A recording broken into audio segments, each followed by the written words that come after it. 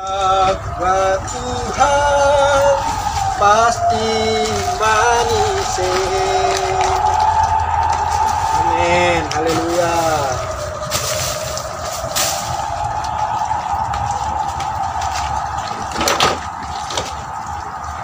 Shalom, seluruh Sivitas Akademika yang saya kasihi dalam Yesus Kristus.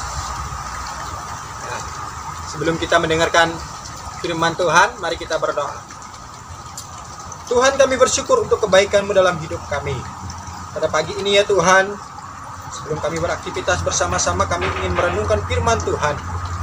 Kiranya Engkau memberkati hamba sebagai penyampai, dan juga seluruh para saudara-saudari Bapak Ibu yang mendengarkannya, urapi dengan kuasa Roh, sehingga materai firman Tuhan ini dapat termaterai dalam diri kami, dalam hati kami, dalam pikiran kami, sehingga boleh bermanfaat bagi pertumbuhan iman kami ya Tuhan. Menyerahkan pemberitaan ini hanya di dalam nama Tuhan Yesus Kristus. Haleluya. Amin. Oke Bapak Ibu Saudara-saudari, pada pagi hari ini sengaja saya tampilkan nuansa yang berbeda daripada pembicara-pembicara yang lain, yang mana saya mengambil background sampah ya. Sampah ini tempat saya bekerja beasiswa di ST Simson ya. Kontribusi saya di ST Simson yang melalui sampah ini ya, kerja beasiswa saya. Ini merupakan salah satu kontribusi saya. Oke, berbicara tentang sampah, tentunya saya punya ilustrasi bagaimana sampah ini merupakan suatu gambaran manusia yang tidak mau mendengarkan firman Tuhan. Gambaran manusia yang tidak mau mentaati firman Tuhan. Ini dia sampah, itulah yang tepat bagi manusia yang tidak mau mendengarkan dan mentaati firman Tuhan. Sama halnya dengan saya dahulu, di mana kehidupan saya sebelum bertobat tidak mau mendengarkan firman Tuhan, tidak mau mentaati firman Tuhan, maka layak saya disebut sampah. Bahkan di dalam pengalaman kehidupan, ketika saya tidak mau mendengarkan dan mentaati firman Tuhan, tercermin dari perbuatan saya, bagaimana saya berkelakuan buruk tentunya ya. Pada waktu dulu saya dipandang sebelah mata oleh masyarakat di kampung saya pada waktu itu, karena keburukan saya ya. Saya dipandang sebagai seorang pembawa onar pada waktu itu ya, di kampung saya. Bahkan keluarga saya sendiri menolak saya pada waktu itu ya, keluarga besar saya, karena kelakuan saya itu ya. Atau lebih baik disebut sampah gitu ya, karena saya tidak mau mendengarkan firman Tuhan. Semuanya itu ya terjadi karena saya tidak mau mendengarkan firman Tuhan dan tidak mau menuruti perintah Tuhan dalam firman. Nah, itu gambaran sampah ini ya. Dalam hal ini tentunya saya tidak berbicara tentang saya, tapi saya ingin berbicara tentang peran Tuhan di dalam hidup saya. Jika saat ini saya boleh ada di tempat ini, di hadapan Bapak Ibu Saudara-saudari, untuk menyampaikan firman Tuhan, ya, itu semua karena kasih Tuhan, kasih karunia Tuhan yang hadir dalam hidup saya. Ya, bukan karena hebat saya, tetapi karena kasih. Bukan karena kekuatan saya, tetapi karena Tuhan. Ini saya ingin sampaikan. Sekali lagi, jika saya berbicara demikian, saya tidak ingin berbicara tentang diri saya, tetapi saya ingin berbicara tentang Tuhan yang berperan di dalam hidup saya pada saat ini. Ya, tentunya kasih Tuhan sungguh besar. Nah, pagi ini BPMK yang sudah memberikan tema untuk kita pada satu semester ini, bagaimana berbicara tentang dampak pandemi COVID-19 bagi pelayanan dan pendidikan Kristen. Nah, pagi hari ini saya ingin mengajak kita bersama-sama merenungkan satu subtema yang saya berikan kepada kita semua, yaitu berbicara mengenai kasih karunia di tengah pandemi COVID-19. Kasih karunia di tengah pandemi COVID-19. Berbicara tentang kasih karunia Bapak Ibu Saudara-saudari, kasih karunia ini merupakan sesuatu hal yang gampang-gampang sulit untuk manusia jelaskan, Bapak Ibu Saudara-saudari. Berbicara tentang kasih karunia Bapak Ibu Saudara-saudari, kasih karunia itu merupakan sesuatu hal yang tidak layak untuk kita terima, tetapi kita menerimanya.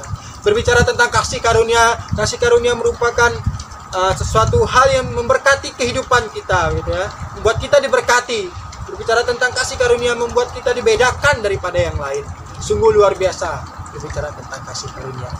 Nah, dalam Efesus pasal 2 ayat ke-8 berkata demikian. Sebab karena kasih karunia kamu diselamatkan oleh iman. Itu bukan hasil usahamu tetapi pemberian Allah. Dari bagian firman Tuhan ini jelas dikatakan kepada kita bahwa kasih karunia adalah pemberian Allah, gitu ya. Kasih karunia adalah pemberian Allah. lagi dalam Keluaran gitu ya. Pasal yang ke-33 ayat yang ke-19 itu dikatakan bahwa aku, yaitu Tuhan, akan memberikan kasih karunia kepada siapa yang kuberi kasih karunia, dan mengasihani kepada siapa yang kukasihani. Jadi dari bagian ini jelas sekali dikatakan bahwa kasih karunia itu terserah Tuhan gitu ya. Tuhan sendiri berkata bahwa kasih karunia itu terserah Dia gitu ya, mau pada siapa yang Ia beri. Namun menariknya dari bagian ini atau tema kita pada pagi hari ini, bagaimana ada suatu hints atau petunjuk yang Alkitab jelaskan kepada kita semua, atau kita berikan kepada kita semua untuk memperoleh kasih karunia dari kisah-kisah ya. Nah, pagi hari ini saya ingin mengajak kita merenungkan kisah-kisah ini ya, menjadi poin saya untuk kita renungkan bersama-sama pada pagi hari ini. Nah, yang pertama Bapak Ibu Saudara-saudari, kisah yang pertama kita lihat bagaimana cara kita memperoleh kasih karunia itu. Yang pertama kisah dari Markus pasal yang ke-5 ayat 25 sampai dengan 34. Situ dikatakan bahwa ada seorang perempuan yang pendarahan datang menemui Yesus, minta kesembuhan kepada Yesus. Seorang perempuan pendarahan. Seorang perempuan pendarahan ini sudah mengalami penyakitnya ini bertahun-tahun gitu ya. Sudah lama sekali. Tentunya ya itu Bapak Ibu Saudara-saudari, pada saat ini di tengah-tengah pandemi pada saat ini, mungkin ada di antara keluarga kita Bapak Ibu Saudara-saudari sudah terpapar COVID-19, sudah merasakan bagaimana kekhawatiran itu ya melanda gitu ya. Ketika keluarga kita terpapar COVID-19, kita mengalami kekhawatiran begitu ya. Kita khawatir akan hal itu. Dan bukan juga hanya keluarga kita, tapi kita sendiri juga khawatir akan COVID-19 itu, takut terpapar akan diri kita gitu kan, pada kita gitu. Jadi kita pada takut, semuanya khawatir. Nah, dari bagian ini saya ingin menjelaskan atau membawa kita merenungkan kisah ini, bagaimana perempuan pendarahan ini disembuhkan oleh Yesus. Nah, pada waktu itu kita lihat ada seorang perempuan pendarahan melihat Yesus sedang lewat, dikerumuni oleh orang banyak. Nah, pada waktu itu perempuan pendarahan berkata demikian dalam dirinya gitu ya. Dia berkata, asal ku jamah jumbai jubahnya, maka aku akan sembuh. Sekali lagi katanya, asal ku jamah jumbai jubahnya, yaitu Yesus, maka aku akan sembuh, kata perempuan itu. Sungguh luar biasa iman yang ada di dalam dirinya. Iman yang ada di dalam dirinya. Mari kita lihat kisah selanjutnya, bagaimana ketika ia sudah menjamah jumbai jubahnya Yesus, di mana jubah-jubahnya Yesus itu adalah tempat yang kotor gitu ya, yang sering dibawa Yesus berjalan begitu ya, dikenai oleh tanah, debu dan sebagainya. Itu jubahnya itu kotor. Nah, imannya itu berkata bahwa asal aku dapat jamah jubah-jubahnya itu, maka aku akan sembuh. Maka seketika itu pendarahannya berhenti ketika ia menjamah jubahnya Yesus. Oh, sungguh luar biasa Ibu Saudara-saudara. Bagaimana dikatakan di sini, ketika ia menjamah itu, ia sembuh. Dan Yesus merasa ada kuasa yang keluar dari dirinya. Kuasa yang keluar dari dirinya. Dan ia melihat, mencari siapa yang berperan dalam hal itu ya, yang mengeluarkan kuasanya itu. Sehingga menemui seorang perempuan itu. Bahkan katanya, besar imanmu, katanya kepada perempuan itu. Imanmu telah menyelamatkan engkau. Wah, haleluya Bapak Ibu Saudara-saudari. Ini suatu kisah yang luar biasa bagi kita. Bagaimana iman dapat menarik kasih karunia. Iman dapat membuat kita menerima kasih karunia. Nah, Bapak Ibu Saudara-saudari, di tengah pandemi pada saat ini, maukah engkau beriman kepada Yesus Kristus sebagai Tuhan untuk setiap pergumulanmu, untuk setiap engkau mampu menyelesaikan setiap pergumulanmu, Bapak Ibu Saudara-saudari. Pada itu Bapak Ibu Saudara-saudari, pada pagi hari ini saya mengajak Bapak Ibu Saudara-saudari untuk beriman kepada Yesus supaya engkau dapat menang atas pergumulanmu di tengah-tengah pandemi pada saat ini. Dalam ekonomimu mungkin engkau sulit, dalam pendidikanmu mungkin engkau kewalahan, ya, karena pandemi pada saat ini membawa dampak yang sungguh luar biasa bagi kita ya, bagi keluarga kita. Untuk mahasiswa tentunya bergumul akan biaya kuliah. Orang tua mencari uang di kampung, noreh atau kerja sawit atau apalah itu pekerjaan ya. Sungguh berjuang ya. Karena pada saat ini sumber penghasilan juga menurun sekali ya, karena pandemi pada saat semuanya bergumul akan ekonomi. Tapi melalui kisah ini kita diingatkan kembali bahwa kita harus beriman kepada Yesus supaya kita dapat memperoleh kasih karunia, sehingga kita dapat merasakan kasih Yesus itu hadir dalam hidup kita. Bapak Ibu Saudara-saudara, itu kisah yang pertama. Kemudian poin yang kedua dari kisah perempuan Kanaan yang terdapat dalam Matius pasal yang ke-15 ayat yang ke-22 sampai dengan yang ke-28, dikatakan di sini ada seorang perempuan Kanaan datang menghampiri Yesus dengan pergumulan bahwa ia meminta kesembuhan atas anaknya yang sedang kerasukan setan. Kita baca dalam bagian ini. Datang kepada Yesus sambil berteriak-teriak, "Tuhan, tolonglah aku," katanya. Namun murid-muridnya malah mengusir perempuan itu. Pergi. Kemudian apa yang perempuan itu lakukan ketika ia diusir? Sungguh respon yang luar biasa menurut saya. Ketika ia diusir, ia tidak memperdulikan hal itu, tetapi ia datang di hadapan Yesus, menyembah Yesus. "Tuhan, tolonglah aku," katanya. Nah, kalau kita perhatikan dalam bagian ini, kata menyembah di sini bukan hanya menyembah berdoa seperti kita yang ada di kamar spri gitu ya, ataupun di rumah masing-masing. Tapi menyembah dalam bagian ini, ia datang di hadapan Yesus tersungkur menyembah Yesus. Sungguh luar biasa yang dilakukan sambil berkata, "Tuhan, tolonglah aku."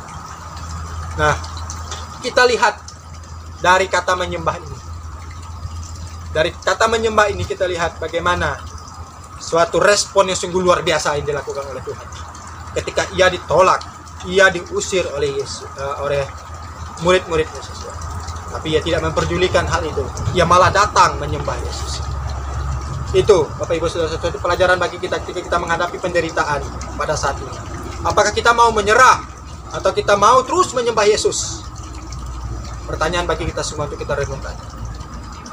Jadi melalui bagian ini, saya mengajak kita semua, walaupun di tengah-tengah sesulit apapun kita harus tetap datang menyembah Yesus sebagai Tuhan yang memberi kasih karunia itu atas hidup kita. Kalau kita lihat dalam bagian cerita ini, bagaimana ketika ia menyembah Yesus itu, apakah Yesus akan segera mengabulkan permintaannya? Kita lihat tidak ya, Bapak Ibu Saudara-saudara, tidak, ia tidak mengabulkan permintaan perempuan ini. Malah ia berkata kepada perempuan ini, katanya, "Aku diutus kepada domba-domba yang terhilang dari umat Israel." Nah, penolakan daripada Tuhan Yesus yang didapat, yang perempuan ini dapat ya, penolakan yang Tuhan Yesus berikan kepada perempuan. Dikatakan di situ bahwa aku diutus kepada domba-domba yang terhilang dari umat Israel. Jadi ia menolak permintaan perempuan ini. Ya, kalau kita lihat cerita historinya gitu ya, bagaimana ada pemisah antara Israel dan daerah perempuan ini gitu ya. Ada pemisah di antara itu ya, sehingga terjadi seperti ya rasis begitulah, tidak layak gitu. Jadi Yesus katakan begitu kepada perempuan. Namun kita lihat bagaimana respon perempuan ini. Perempuan ini malah berkata datang kepadanya,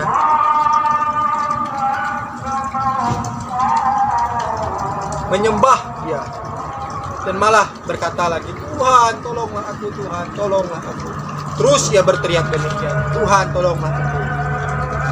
Ketika ia berteriak demikian lagi, Yesus menjawab lagi kepadanya, bahwa kata Yesus kepadanya, "Tidak patut mengambil roti yang disediakan bagi anak-anak dan melemparkannya kepada anjing."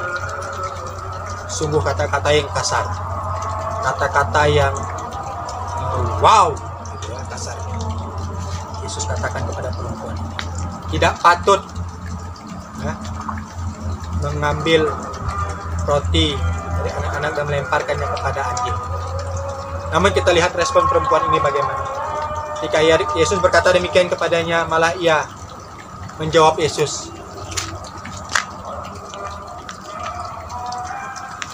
katanya begini. Perhatikan kata perempuan ini kepada Yesus. Sikap perempuan ini, "Benar Tuhan, namun anjing itu makan remah-remah yang jatuh dari meja tuannya." Sungguh sikap yang luar biasa, yaitu sikap kerendahan hati. Kalau tadi setelah ia menyembah, ia terus meminta pertolongan daripada Tuhan Yesus itu. Namun Tuhan tidak menghiraukannya. Sekarang ia menunjukkan sikap kerendahan hatinya pada Tuhan. Katanya bahwa benar Tuhan, namun anjing itu layak atau mau memakan remah-remah pada roti itu ya. Sampai ya menganggap bahwa oke, kalau Yesus berkata saya ini anjing tidak layak untuk mendapat, oke, saya siap dikatakan sebagai anjing, bahkan lebih rendah daripada anjing. Oke, saya siap. Sikap kerendahan hati perempuan. Kita lihat setelah itu apa yang terjadi dalam pergumulan. Oh, kata Yesus kepada perempuan ini, ibu, besar imanmu, maka jadilah seperti apa yang kau kehendaki. Haleluya, Bapak Ibu Saudara-saudara. Bahwa kerendahan hati perempuan ini menarik kasih karunia daripada Yesus Kristus. Menarik kasih karunia itu pada dirinya ya. Yesus Kristus menyatakan kasih karunia-Nya bagi perempuan ini. Perempuan yang mengalami kekhawatiran dalam hidup. Perempuan yang mengalami kekhawatiran. Ya, kalau kita renungkan betapa kekhawatiran perempuan ini ya. Seorang ibu yang melihat anaknya menderita tentunya dia khawatir. Bahkan dirasuki setan pada waktu itu. Tentunya dia cemas, kekhawatirannya itu tentunya sungguh amat khawatir gitu ya, bukan hanya khawatir saja gitu. Sosok ibu tentunya khawatirnya itu sangat luar biasa kepada anak. Ibu saya dulu pada suatu ketika ada acara gawai di kampung kami, dan pada malam itu saya nonton acara itu, dan pada malam itu saya minum arak, ciu dan sebagainya, bir, sampai saya mabuk, dan kemudian saya berkelahi dengan orang pada gawai waktu itu. Nah, pada esokan paginya ibu saya bercerita ya, bahwa katanya dia sangat khawatir ketika gawai itu ada, karena dia tahu saya yang pembuat onar ini, yang kerok ini ya, ada di gawai itu, pasti saya akan berkelahi katanya. Dia khawatir akan itu, takut saya berkelahi. Namun benar kekhawatirannya terjadi. Saya berkelahi pada waktu itu, berkelahi. Nah, ada keluarga adik suku saya datang ke rumah, beritahukannya kepada ibu saya. Seketika itu ibu saya berlari tanpa menggunakan sendal dari tangga turun, menghampiri saya ke tengah-tengah gawai itu ya, mengamani saya, melerai saya. Sudah cukup, katanya. Anakku, cukuplah, jangan berkelahi, jangan. Dia melerai saya. Sungguh kekhawatiran yang luar biasa saya rasa yang ibu saya alami pada waktu itu. Bagaimana ia khawatir akan saya ya, melerai saya dalam perkelahian itu, sampai tidak memakai sendal dia berjalan berlari untuk mengejar saya di tengah perkelahian. Itu kekhawatirannya. Pada waktu ini tentunya kekhawatiran sangat dekat dengan kita di tengah pandemi ini. Kekhawatiran sangat dekat dengan kita. Takut, khawatir akan terjangkit, khawatir akan keluarganya terjangkit ya, khawatir akan ekonomi dan sebagainya. Mari pada saat ini saya ingin mengajak kita bahwa andalkanlah kasih karunia di dalam hidup kita. Maka daripada itu, mari ambil sikapmu seperti kedua kisah ini, kedua perempuan ini. Yang pertama perempuan pendarahan. Mari kita sama-sama beriman kepada Tuhan Yesus Kristus. Beriman tentunya tidak hanya iman yang cekremele ya, iman yang asal gundulmu gitu ya, tidak, kepalamu itu ya, tidak. Tetapi iman yang disertai dengan perbuatan. Ya, pemerintah sudah menganjurkan bagaimana kita tetap menerapkan protokol kesehatan ya di masyarakat sekitar. Nah, lakukanlah imanmu sesuai dengan perbuatanmu ya, berjaga-jaga ya. Iman harus disertai dengan perbuatan. Nah, kedua, kita harus menyembah Yesus.